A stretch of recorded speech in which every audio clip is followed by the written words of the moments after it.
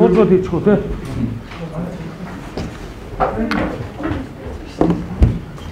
За та бүхэндээ энэ өглөөний мэндийг хүргье. За.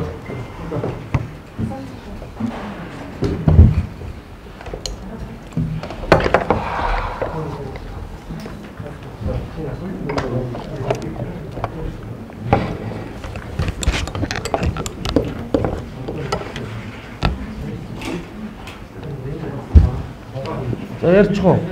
Би маск авч байгаа ярьчих уу? Жохон зайтай байгаа юм чи. За сая улсын хурлын чуулганы нэгдсэн хуралдаанаар тулгуур төр байгуулагдсны 2230, Их Монгол улс байгуулагдсны 815 жил, ардын хувьсгалын 100 жилийн ойг тохиолдуулж, хүмүүнлэг эмгэнгүй ёсны зарчмыг удирдлага болгон коронавируст халдварт цар тахлын нийгмийн эдийн засагт үзүүлэх сөрөг нөлөөллийг бууруулах зорилгоор өршөөл үзүүлэх тухай Монгол Улсын хуулийг хэлэлцэн батллаа. Энэ хууль 7-р сарын 6-ны өдрөөс эхэлж хүчин төгөлдөр үйлчилж эхэлнэ. За мөн түүнчлэн нэгдсэн үндэсний байгууллагын зарим төрөлцсөн байгууллагууд Дэлхийн эрүүл мэндийн байгууллага, нэгдсэн үндэсний байгууллагын хүний эрхийн дээд комиссарын газраас гаргасан Дэлхийн улс орнуудын засгийн газарт төрийн тэргүүнүүдэд гаргасан уриалгын хүрээнд бас энэхүү өршөөлийн хууль гарсан гэж ойлгож болно.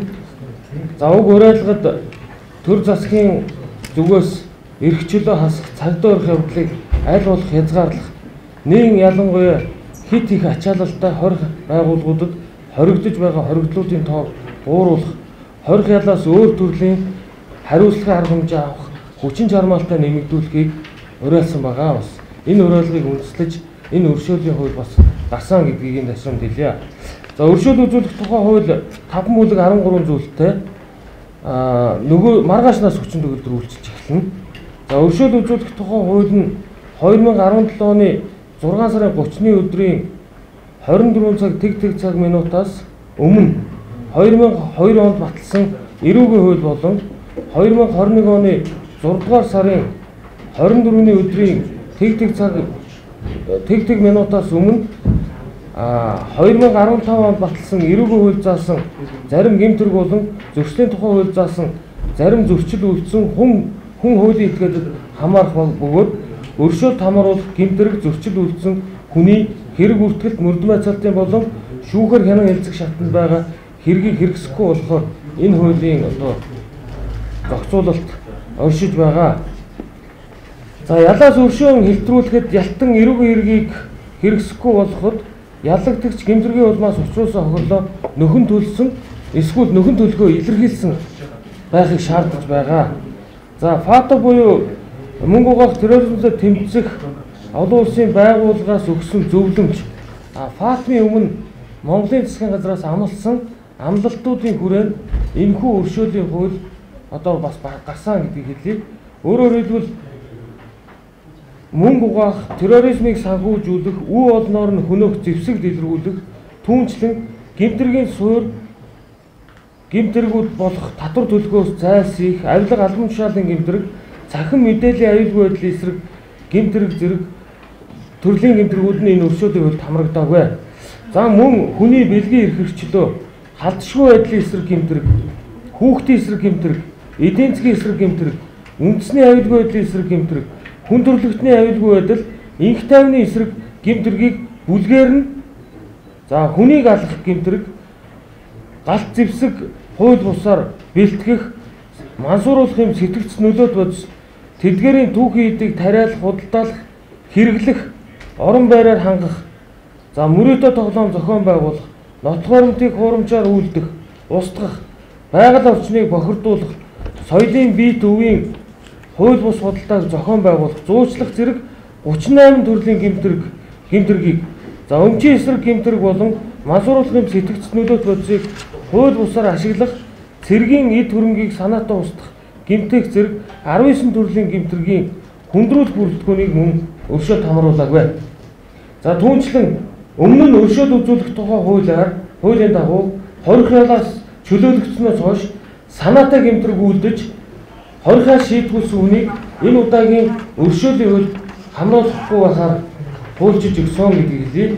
Өршөөлт хамруулахгүй гэмтэргийг тодорхой тусгаж хүн хуулийн этгээдэд эрүүгийн хуулийн 7-гийн 4, 7-гийн 5, 9-ийн 4, 9-ийн 5, 9-ийн 6 дугаар зүйл заасны дагуу хэрэгэлсэн албадлагын арга хэмжээг өршөөлт бас давхар хамруулаагүй гэдгийг энд онцолж хэлэх нь зүйтэй.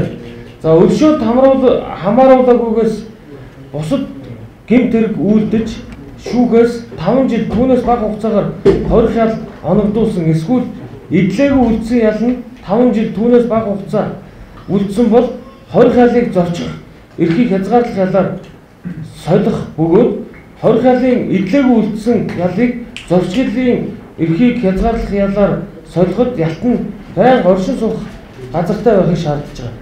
Өөрөөр хэлбэл товчхонд ойлвол энэ удаагийн өршөөлийн хууль 3 төрлийн агуулгыг агуулж байгаа.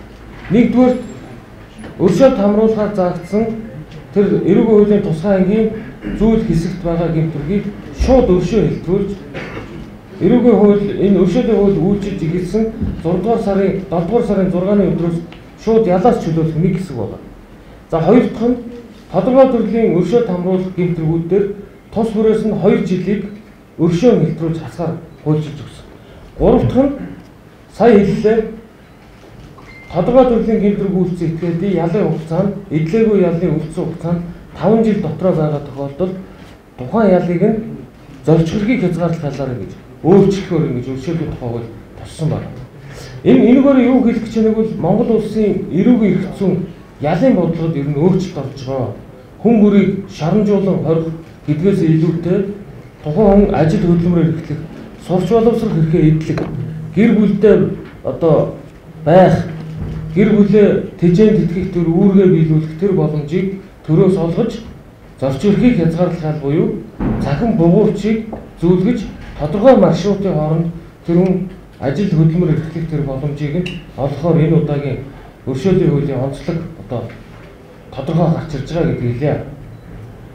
За өршөөд хамруулахгүй байхаар зааснаас бусад төрлийн зөрчлийн тухай хууль заасан зөрчил үйлдэж оногдуулсан торох баривчлах шийдвэрийг гүйцэтгэгээгүй байгаа эсвэл хэсэгчлэн гүйцэтгсэн бол үлдсэн хэсгийг нь нэг удаа өршөөн чөлөөлөхөөр зөрчил үйлдсэн хүн үйл этгээдэд холбогдуулан нээсэн мөн зөрчлийн эргийг хэрэгсэхгүй болохоор тусгсан байна. За хүмүүс сая бас нийгмийн сүлжээнд нэлээд шүүмжилсэн. Энэ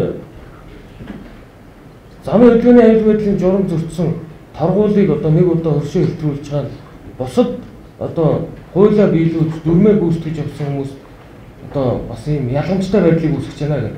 Хэлцүүлгийн шатнд торгуулийн шийтгэлийг 10 дугаар сарын 1-ний дотор 50% төлсөн тохиолдолд үлдсэн 50%-ийг нь нэг удаа өршөө хэлтрүүлэхээр энэ удаагийн өршөөлийн хууль заасан. Энийг яагаад ингэж тусгаж байгаа вэ гэвэл бид нар шинэ зөрчлийн тухай хууль, зөрчил шалган шийдвэрлэх хуулийг энэ 10 дугаар сард улсын хурлын чуулганы уралдаанаар хэлэлцүүлэхээр өргөн барихаар бэлтгэл ажил хангаж байгаа. Энэ шинэ зөрчлийн тухай хуулийн агуулга нь зарим төрлийн зөрчилд сануулах ийм урьдчилан үе шаттай болж ирж байгаа. Хоёрдугаар торгуулаа хугацаанд нь төлсөн тохиолдолд 50%-аар хөнгөлдөг ийм бас зохицуултыг шинэ зөрчлийн тухай хуулиар оруулж ирж байгаа.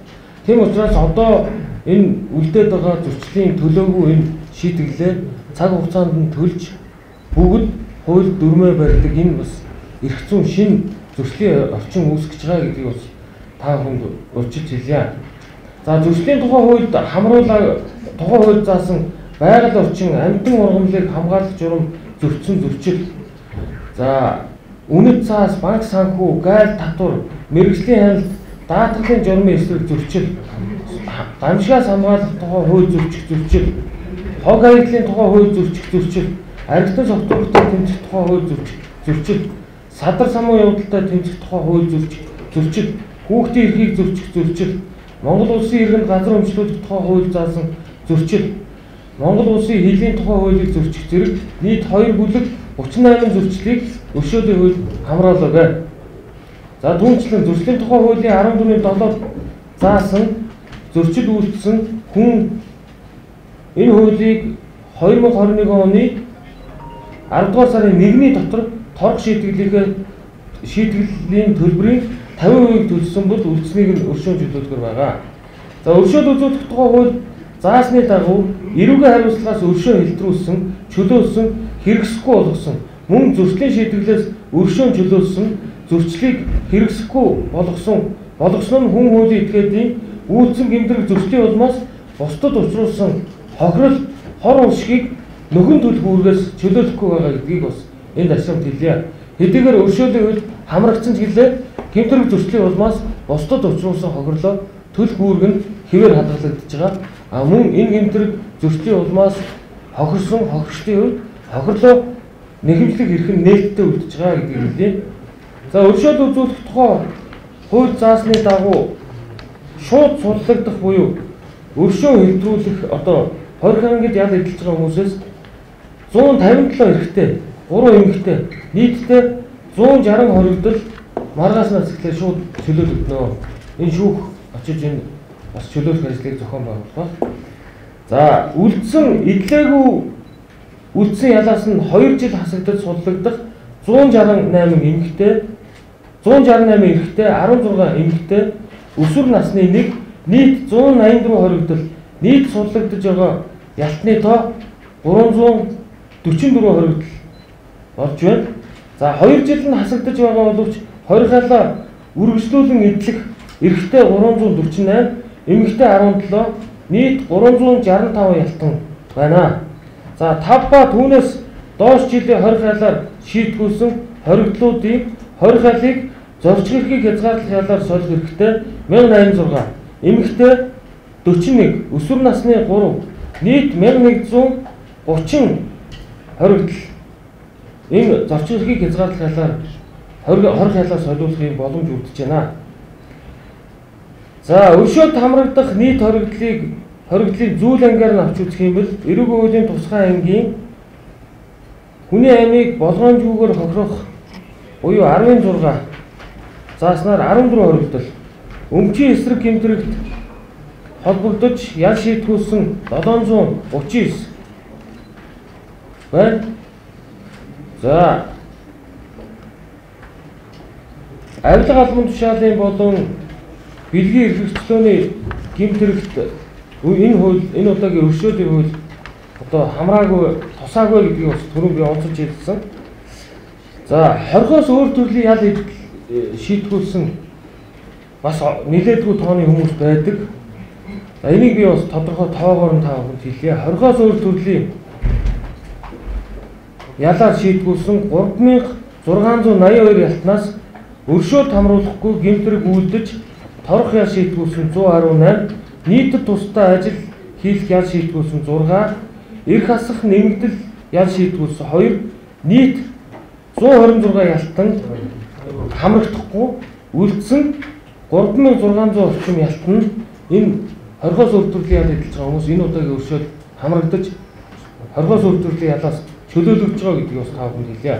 Мөн хорих ял оногдуулахгүйгээр тэнцсэн 2500 орчим, хорих ял оногдуулсан шүүхийн шийдэх тогтоол биелүүлэхийг хойшлуулсан 160, хорих ялаас хугацаанаас өмнө суллаж хяналт тогтоосон 1200, хүмүүсийн чанартай албадлагын арга хэмжээ авагдсан 160, нийт 4000 гаруй этгээд мөн энэ удаагийн өршөөлийн хуульд хамрагдаж байгаа. За торох шийтгэлтэй 193, хохирол нөхөн төлөвлөх, төлбөр гаргуулах, хөрөнгө орлогыг хураах 74 албадлагын арга хэмжээ авагдсан хүн хуулийн этгээд энэ удаагийн өршөөлийн хуульд хамрагдаагүй гэдгийг хэлье. За бид бүхэн товчхон мэдээлэл та бүхэнд өглөө. Асуусан нэг 3 асуултанд хариулчаад өнөөдрийн хэвлэлийн хуулийг өндөрлөё.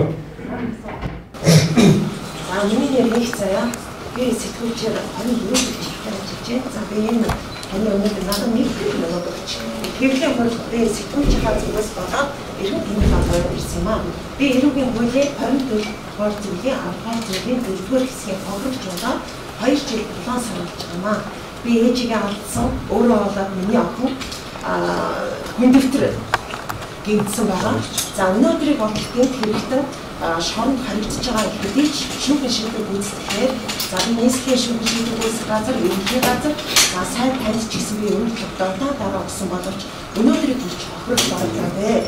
За би ээжигээ ингээ 2018 оны 8 сарын 3-ны өдөр миний одоо өдөөс 2.7 мөргөн цагтуу орж ирээд энэ хэрэгтэн өнөөдрийн одоо ямар ч одоо ажил хөдөлмөр хангалтаагүй байгаа. Дээрээс нь одоо ямар ч нэг хохирол бардуулах талаар ямар нэгэн шийдвэр гараагүй би удаадараа одоо өөрчлөлт гомдол өгөөд шийдвэрлүүлэхэд эрх хүнийхээ хувьд чадахгүй байгаа. За хэдийгээр өнөөдөр өршөөлийн хууль батлагдаад зарим нэг хүн энэ шийдвэртэй нааштай сайхан болсон байгаа хаа. Миний хувьд над чиг хүмүүс маш олон байд юм байлээ. Би цөөхөн хүнтэй харцсан. За ийм ардын ослоос болоод жилд 1000 орчим хүн хөрч дуулдаг, 600 орчим хүн нас урдаг гэсэн ийм статистик мэдээлэл байдаг юм билээ. За тэгвэл Монгол улсын хувьд би энэ эрүүгийн хуулийг яг надтай ийм асуудал тулгараад ирэхдээ судалсан. Эрүүгийн хууль яагаад ийм өшөөнгүй, яагаад ийм үнэнгүй байдаг юм бэ? Хохирогч нь өнөөдөр хохироод яваад байдаг. Гэтэл хэрэгтэй өнөөдөр өшөөдөө гараад ирэх ийм боломж мөрцөн. Монгол улс яагаад ийм эрүүгийн хэрэгтнэр дүүрсэн болчихоо. Өнөөдөр би ээжигээ босхын тулд жил хэрэгтэйг ингэж сахисан. Би надад ямар ч бэлэн мөнгөний боломж байгаагүй. Та нар сэтгүүлч нар өөрсдөө мэдчихэв. Сэтгүүлч нар ямар төрний цагтай байлаа. 400-аас 800 өсрэлт гэх тийм үү? Би байраа барьцаан тавьсан. 68 сая төгрөгөөр би барьцаан тавьсан. Сард би 566 мянган төгрөг хүүд бэлдэг. Гэтэл 2 жил 7 сарын хугацаанд 18 сая төгрөгийн би зээлийн хүүд төлж байгаа.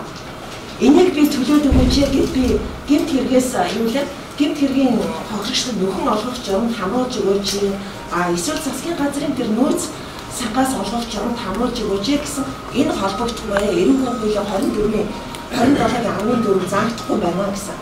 Тэгвэл нийслэлийн шүүхийн шийдвэр гүйцэтгэх газар шүүхийн шийдвэр гүйцэтгэхийн ерөнхий газар шүүхийн аль гэх маш том юм дахад бүтцтэй байгууллага ажиллаад байгаа юм байна. Бид нар яг өшөөдөө хуулийг танилцуулж байгаа. Хааны асуудлыг бид нар жижигтэй энэ дараа дөрөвдүгээр яриад бид хохирогчтой.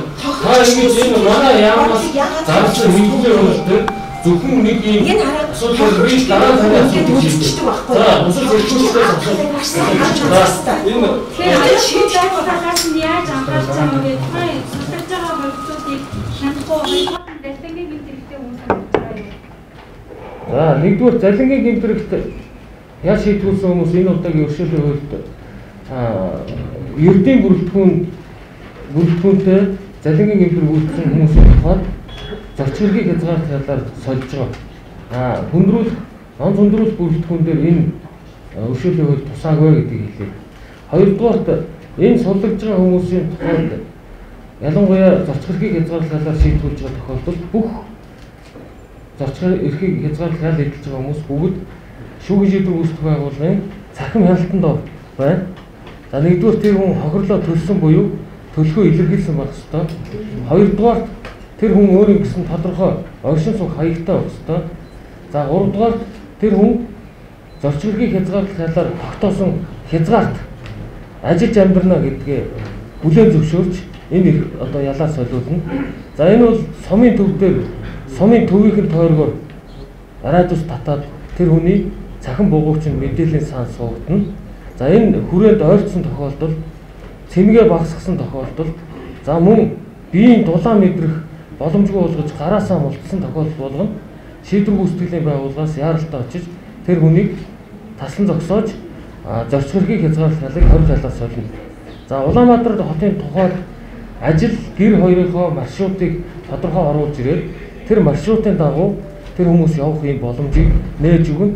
Маршрутаас гарсан тохиолдолд тэр хүний зорчигрыг хязгаарлах ялыг 20 ялаар солино гэсэн ийм нөхцөлтэйг. Тэгээ би түрүү үгэндээ хэлсэн Монгол улсын эрүүгийн эрх зүйн ялын бодлого ерөнхийдөө одоо өөрчлөгдөж байгаа. Энэ 2017 оноос үйлчилж ирсэн эрүүгийн хуулиар өмнө нь 20 ялаар шийдвүүлсэн хүмүүс хорход 7500 орчим 7000-аас 7500 орчим ялтан ял эдэлдэг байсан бол энэ хууль хүчин төгөлдөр үйлчилж ирснээс хойш хугацаанд хорход ял эдэлж байгаа хүмүүсийн тоо 4100-аас 4400 дотор үндсэндээ тогтсон ийм тоон дээр оршиж байгаа. Одоо энэ хүмүүсийгээ бид нар 46.8%-ийг одоо энэ удаагийн өршөөлийн хуульд хамруулан суллаж гэмтргийн улмаас очиулсан хохирлоо нөхөн төлөв за мөн гэр бүлээ тэжээрлэх тэр үүргээ биелүүлэх сурч боловсрох энэ эрхээ эдлэх энэ боломжуудыг олгож байгаа гэдгийг хэлье. Тэгэхээр энэ түрүү өмнөх өршөөлийн хууль 6 удаа гарсан. 2006 оны өршөөлийн хууль бол нэлээд өргөн үрээтэй гарсан байдаг. Тэр үед Их Монгол улс байгуулагдсны 800 жилийн ан хүрээнд энэ 2006 оны өршөөлийн хууль гарч ирсэн. Нийт ялтны 50% өршөөлийн хууль үйлчилж ирсэн. Одоогийн шиг юм зорчигрыг хязгаарлах ял гэж тухайн үед байгаагүй. Энэ ялууд хэрэгжиж эхлээд үндсэндээ одоо 7 сар болж байгаа. Тэгэхээр бид энэ зорчигрыг хязгаарлах ялаар хоригд ял эдэлж байгаа хүмүүсийнхээ одоо дийлэнх тодорхой хувийг энэ зорчигчийг хязгаарлахаар солиход энэ удаагийн өршөөлийг бол хавцаагаар онцлогтой гэдгийг дахиж хэлье. Баримтаар ирэхээр асуусан хүчүүдийн дунд хүчүүд орж байгаа. Ийм өршөөлийн хууль ерөөс огт хараагүй. Энэ хэвлэлийн мэдээгээр ийм зөрүүтэй мэдээлүүд явж илээ. Өршөөлийн хууль батлагдахдаа эрүүгийн хууль зөрчсөн, зөрчлийн хууль зөрчсөн хүмүүст одоо энэ өршөөлийн хууль хамрахаар энэ хууль батлагдсан. Бусад төрлийн хуулиар хариуцлага эрх хасагдсан хүмүүсийн тухайд энэ өршөөлийн хууль хамраагүй гэдэг юм. 15 оны ерөнхийлөгчийн 20-оор орсон заалтууд хэвээр байгаа юм. Дээрээс нь одоо нөгөө хохирлоо зөвхөн багдуулах илэрхийлсэн гэдгийг юу гэж ойлгох юм. Судалгачаар одоо тэгээд хохирлоо багдуулах гэж хэлдэг юм. Ийм тохиолдолд яах вэ? Буцаагаад төгсөх юм уу? Дээрээс нь юу гэдэг нөгөө амьдрах хаяггүй эсвэл юу гэдэг хохирлоо зөвхөн багдуулах боломжгүй гэдэг үүднээс өршөөл хамгаалж чадахгүй байгаа чинь юу байна? За би энэ сэтгүүл өршөөгийн асуултанд хариулъя. Хамгийн сүүлийнхээс нь хариулъя. Нэгдүгээр энэ хууль маргаашнаас хэрэгжиж эхэлнэ. Яг одоо өөрөө ч асууж байгаа шиг хин нэг нь би хохирлоо төлөх боломжтой боломжгүй гэдгийг өнөөдрийн байдлаар илэрхийлж алга байгаа. Хоёрдугаар хаяг устай хаягтай хаяггүй гэдгийг бас илэрхийлэхгүй байгаа. За ер нь бол нэг зүйлийг ойлгох хэрэгтэй.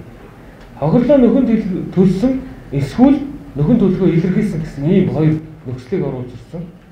Одоогийн шүүхийн практикт ямар юу үйлчилж байгааг бол нэлээд хатуу нөхцөл үйлчилж байгаа юм. Хохирлоо нөхөн төлөхөө илэрхийлэх гэж. Энэ миний прүүс 5 сая төгрөгийн үнэтэй. Энийг зарна. Энийний дараа миний хашаа байсан одоо юу гэдэг 10 сая төгрөгийн үнэтэй. Энийг зарна гэдэг ийм бодит амлалтуудыг одоогийн хүчин төгөлдөр үйлчилж байгаа эрүүгийн хуулиар нөгөө эрүүг ялыг хэрэг хэлбэршүүлсэн журмаар хэрэг хэн шийдвэрлэх ажиллагааны үед баримталж байгаа. Тэгвэл одоогийн энэ өршөөл үзүүлэх тухай хуулийг хэлцэх явцдаа бид протокол маш тодорхой зүйлийг тэмдэглэж үлдээсэн. Энэ хоргол ял эдэлж байгаа хүмүүсийн тухайд яг ийм байдлаар өөрийн хөрөнгө эд зүйлээ дуудаж хохирлоо нөхөн төлөхөө илэрхийлэх нь нэлээд боломж муутай. Тийм учраас эрүүг өршөөлийн хуулийг хэлцэх явцдаа бидний хэсэг их хурлын гишүүд протокол ийм үгийг үлдээсэн. Энэ юу гэвэл тэр хүн зорчигчийг хязгаарлахаар ялаа солиулах мөчсаа би ажил хөдөлмөр эрхлээд сар болгоныхоо цалингаас хэдэн төгрөгийг төлөх замаар хохирлыг нөхөн төлж барагдуулна гэдэг маш тодорхой ингэж дурдж байгаа. Бодиттой үнэлнэ гэсэн үг байна. Тийм, хууль тусгаж өгсөн гэдэг хэлээ. 2015 оны юу гэж асуусан хэрэг? Ерөнхийлөгчийн өршөөлийн хууль дээр их хуулиар зүгээр хөрвсөн хүмүүсийг хамгаалах багтаах шүү дээ. Энэ заалтыг хийвэрээ өгнө. Өөрөөр хэлбэл эрүүгийн хуулийн тусгай ангийн 22 дугаар бүлэг заасан нэгж төрлийн гэмтрэг өршөөд хамрагдаагүй, ял хасагдаагүй, ял солигдоогүй гэдгийг маш тодорхой хэлээ. Бид энэ удаагийн өршөөлийн хуулийг боловсруу сая хэлсэн батлагтаа нэг зарчмыг маш том удирдлага болгосон. Энэ юу гэвэл ФАТ-ийн 40 зөвлөмж за мөн өнгөрсөн оны 10 дугаар сард ФАТ-ийн газар дээрх шалгалт хийгдсэн. Энэ газар дээрх шалгалтын үеэр Монгол улсын төрийн өндөрлгүүд мөнгө угаах терроризмтэй тэмцэх олон улсын байгууллага буюу ФАТ-ийн өмнө амлалтууд өгсөн. За тухайлбал энд 10 хэдэн төрлийн гэмт хэргийг ямарваа нэгэн байдлаар өршөөлт хамруулахгүй байхаар ФАТ-ийн өмнө бид амлалт өгсөн. Мөнгө угаах, терроризмыг санхүүжүүлэх, эдийн засгийн суурьтай гэмтэргүүдийг бид өршөөлт хамруулахгүй байна.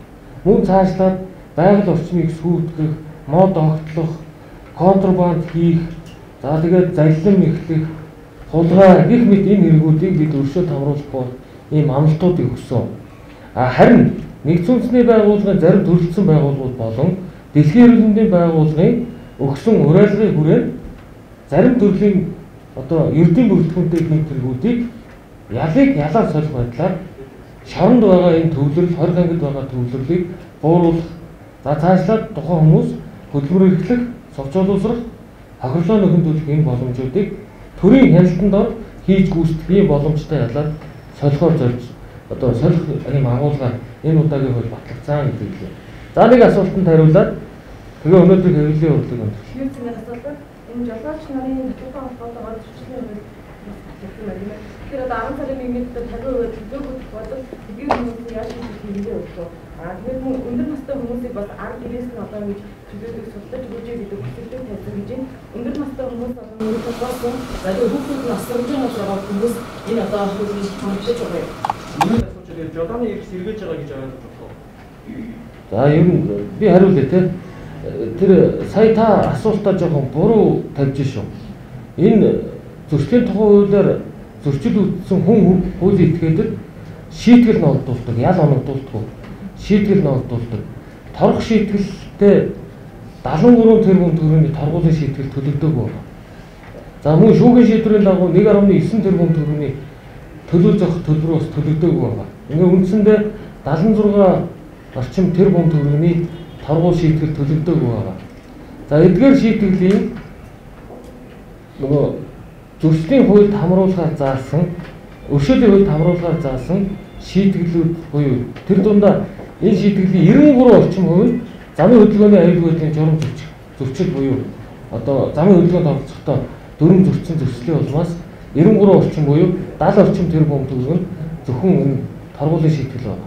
За энийг 10 дугаар сарын 1-ний дотор багтаан төлсөн 50% багтаан төлсөн тохиолдолд өршөөлийн хуулиар бусад үлдэх 50%-ийг нь өршөөн одоо хэвтрүүлж байгаа гэж ойлгож байна. За тэрс жолоодох хэрэг асуулах буюу нөгөө нэмэгдэл шийтгэл шийтгүүлсэн хүмүүсийн тухайд мөн сэргэнэ гэж ойлгож байгаа. Энээс хойш одоо тэр 6 одоо энэ өршөөлийн хууль хүчин төгөлдөр үйлчилж гиснээс хойш буюу цаг хугацааны товлолын хувьд 6 сарын 24-өөс өмнө үйлдсэн зөрчлүүдийн тухайд энд хамаарна. 6 сарын 24-өөс хойш 24-ний 24 цаг тэг минутаас хойш гаргасан зөрчил гэмтрийн тухайд энэ өршөөлийн хуульд бас хамаарахгүй гэдгийг хэлээ. Яагаад гэвэл өршөөлийн хууль хилцэгдэж, яригдаж ирснээс хойш гаргаж байгаа зөрчлүүд гэмтрийн хувьд бол энэ хуульд хамаарахгүй гэж байна. За болсон уу те? За ойролцоогоор та бүхэн 20-аас суллагж байгаа ялтны тоо 1700 орчим болж байна. 1800 болж байгаа. Нэг ялтны өдөрт ногдох одоо зардал 6-аас 8000 төгрөг байдаг. Ингээд үржүүлэхээр бас нэлээд хэмжээний цаа гарч байгаа. Тэг. Энд нөгөө хоол хүнсний зардлаас ахуулаад харуул хамгаалал бусад зардлууд нийлээд нөгөө бүсийн онцлогоос шалтгаалаад 6000 төгрөгөөс 8000 төгрөг байдаг. Тэгэхээр энэ тухайд бас хэмэлтүүлсэн. Бид энэ хэмэлтж байгаа одоо хөрөнгө зардлаараа бас нөгөө зорчигчдын хязгаарлалынхаа төхөөрөмжийг нэмэгдүүлэх шаардлагууд бий болж байгаа. Бид дөнгөж оны ихний хагас жил дээр байгаа. Энэ хагасаас хойш шүүхээс шинээр энэ төрлийн ялаар шийдгүүлж байгаа хүмүүст хэрэглэх цахим гав төхөөрөмжийнхөө асуудлыг нэмэгдүүлэх шаардлага байгаа. Юуны хувьд бол програм хангамж одоо энэ өршөөлийн хуулиар хамруулах хүмүүст хэрэглэх цахим богоовч өдрүүл хангалттай одоо бид нөөцлсөн байгаа. Мөн энэ бэлэгцэн дээр зөвхөн Улаанбаатар хотоос хяналтыг тавина. Харьяа аймаг орон нутгийн шүүхийн шийдвэр гүйцэтгэх байгууллагууд тухай бүртэн зөрчлийг таслан зогсоох мөн одоо тэр хүмүүсийг зорчигчдын хязгаарлалтаа хэрэгжүүлэх явцдаа элдв зөрчил гаргахгүй болоход давхар хяналтыг тавьж ажиллаж байгаа гэдэг. За баярлалаа. 5 жилийн тэгээд өсөлтөд хууль гаргаад байгаа энэ нөгөө шин файл юу гэж байна. Одоо 10 жилийн гэж юм уу 115 жилийн гэж юм уу тэгэхээр өсөж яваад байгаа юм уу энэ нөгөө структурыг авах энэ асуудал шудраг асуудал дээр нийтх байгаа юм шүү. Тэгэхээр энэгүй хуулиар өсөлтөд яаж өөрчлөх ёстой юм. За би хариулъя. 1991 оноос хойш нийтдээ одоо энэ 7 дахь удаагийн өршөөлт өгөл. 2015 онд өршөөлийн хууль гаргаснаас хойш өнөөдөр ингээд өршөөлийн хууль гарч байгаа. Энэ хамгийн алсалсан 6 жилийн зайтай гарч байгаа өршөөлийн хууль байгаа. Өмнөх эрүүгийн хуулийн ялын бодлого нь илүүтэй соромжийг хандлагатай байсан гэж судлаач шүүмжилдэг. Энэ утгаараа бид цаашид өршөөлийн хуулийг аль болох гаргахгүй байхлаар энэ өршөөлийн хуулийг дагуулж улсын хурлын тогтоол гаргасан гэдгийг таахыг хэлье. Энэ удаагийн бас онцлог нөхцөл байдлын гол агуулга нь бол нэгдсэн үндэсний байгууллагын зарим зөвлөсөн байгууллагууд, дэлхийн эрүүл мэндийн байгууллага, хүний эрхийн комиссараас Монгол улсын засгийн газар төдийгүй бүх улс орнуудын засгийн газар энэ COVID-19 сар дахлын үед аль болох хүнийг бөөгнөрүүдэд хорохгүй байгаа ч гэдэг уриалга гаргасан. Энэ уриалгыг дэлхийн маш олон орн бас дэмжиж энэ төрлийн одоо бодлогыг баримталж ажиллаж байгаа. Бид энэ жишгийн хүрээнд гаргасан. Энэ удаагийн өршөөлийн хувьд гарах хамгийн том суурь үндэслэл нь одоо ковидын асуудал байсан.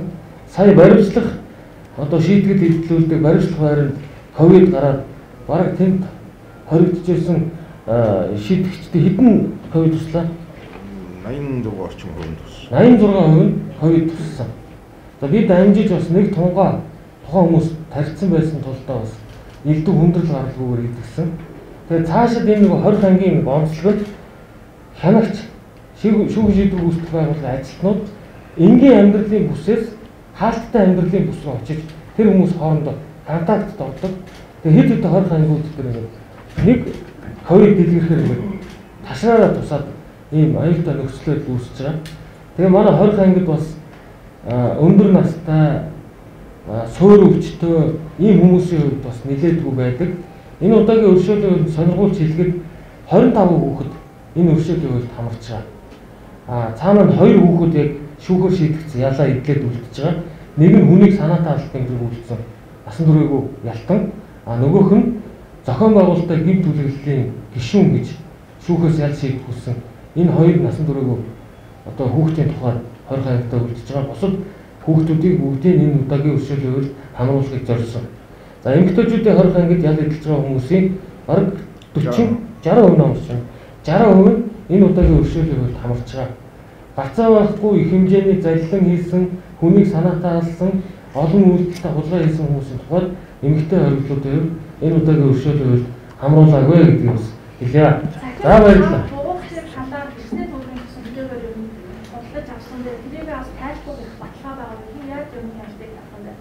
За өнөөдрийн хэмжээнд 22 ялтан яг ялаа энэ цахим зорчигчдын хязгаарлалыг эдэлж байгаа.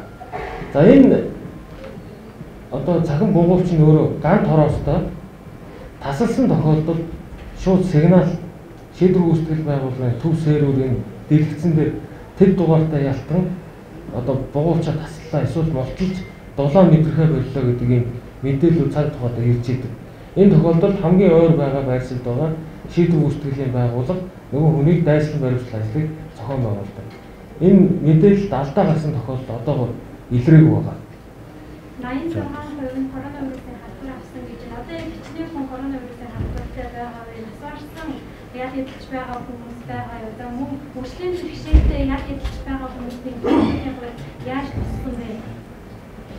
За тэмдэг зөрөн дээр гарч. Энэ цоч.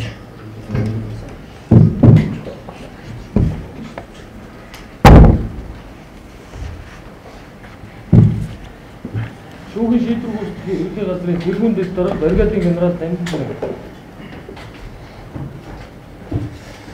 За шүүхийн шийдвэр гүйцэтгэх байгууллагын хоол хангуудад өнөөдрийн байдлаар бол COVID-19 вирусээр халдварласан 16 хүн байна. Бүгд эмчилгээнд хамрагдаад ингээд явж байгаа.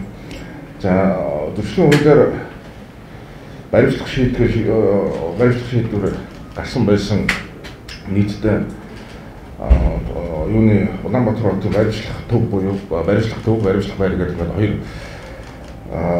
байранд баримтлах шийдвэрлэлийг хэрэгжүүлж байгаа. За тэр халдвар гарсан ингээд 86% нь халдвар авсан нь бол тэгэхээр Баян зөвлөлийн нутгийн байсан баримтлах байр. За энэ 86% гэдэг нийтдээ 160 орчим хүн ковид халдвар авсан байсан. За энэ дээр тэр үнээр дэлгэцэнд ер нь вакцины хамрагдсан байсан. За тэгээд ер нь халдвар төвчийн судлалын үндэсний төвтэй бас шүүхийн шийдвэр гүйцэтгэх байгууллага за тэр донд хорих ялгуулах албаны эмнэлэг хамтран ажиллах гэрээтэй байдаг. За энэ гэрээний хүнсэн дээр нь баримтлах шийдвэрлсэн иргэдэд бусад иргэдэд нэг адил эмнэлгийн үйлчлэлээр тусалцаад үзүүлэх одоо ийм харилцан үүрэгтэй гэрээтэй байдгийн дагуу өндөр настай суур өвчтөй улсуудыг улсууд эмнэлгийн тусалцаа үзүүлсэн. За үсгийн нь шүүхийн шийдвэр гүйцэтгэх байгууллагын харийн эмнэлгүүдэд эмчилгээнд хамруулсан. За ямар нэгэн нас барсан асуудал юм эсвэл хүндрэлтэй зүйл гараагүй. Юу хэдэн үе вакцины хамгаалаад байгаа? Хоёр тунгаа бүгд нийт хоригдол болон хоригдогч хоёр тун хоёуланд нь хамрагдсан байна. За хамрагдлаггүй шинээр хоригдож орж ирж байгаа улсуудыг мөн ялгаагүй вакцины хамруулж байгаа.